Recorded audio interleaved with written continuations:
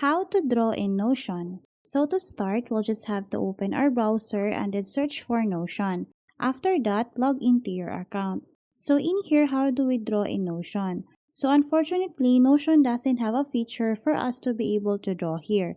But what we can do is to use a third-party tool. To do that, simply open another browser and then search for whiteboard.com. Keep in mind that the spelling of the whiteboard should be WITE and then board. After that, tap on search, and then in here we'll have to go on the right part of the screen and then tap on the share option to copy the link. Once we have the link, we'll just have to go back on Notion, and then in here right click and tap on paste. After that, a pop-up menu will automatically appear here.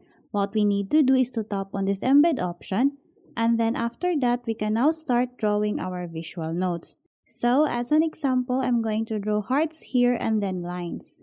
So that's how easy we can draw in Notion. Thanks for watching, and if you find this video helpful, please don't forget to subscribe, hit the like button and then the notification bell so you won't miss any of our future videos. See you on the next one!